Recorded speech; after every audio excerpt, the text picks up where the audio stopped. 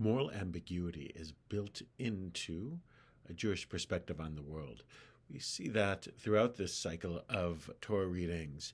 Yaakov, who this week in the Torah becomes Israel, the man who our people is named after, is not always such a great guy. He's tricky, he deceives, he lies, he seems to take advantage of situations in ways that we wouldn't advise our children to do. And his brother Esav, who's seen as a thoroughly negative figure by the Jewish tradition, if you read the text of the Torah, is much more sympathetic and much less worthy of opprobrium than the tradition makes him out to be. There's a sense of that nobody is quite perfect, that everyone makes mistakes, and that nobody is entirely evil. Everyone has redeeming qualities. And it's that level of ambiguity that is still necessary in our perspectives today. I'm a Zionist. I have a little image of Herzl over my shoulder. And that doesn't mean that we're supposed to pretend that everything that every Jew or every Israeli does is moral and just. That's not the way the world works. Specifically, the violence among settlers over the last couple of weeks has been horrific, and the government response inadequate.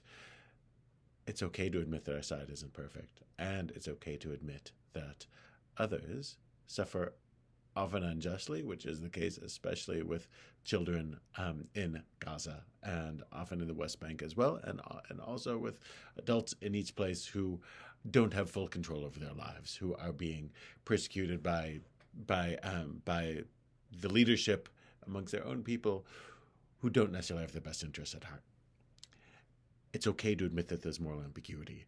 The internet doesn't always want us to admit this. Sometimes our own side or the other side doesn't want you to admit that, but the Jewish tradition demands that we do.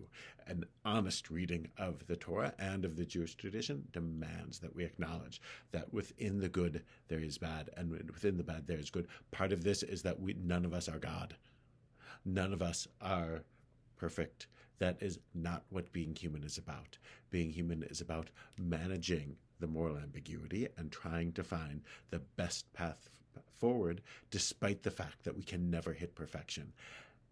That is part of this journey and this wrestling that the people of Israel are supposed to go in, just like the man Israel gets his name from that sort of wrestling. It's okay to admit it. This is what we are called to do. And as we wrestle with the difficulties of life, God willing, we'll come out like Yaakov, maybe a little injured, but more whole. Shabbat Shalom.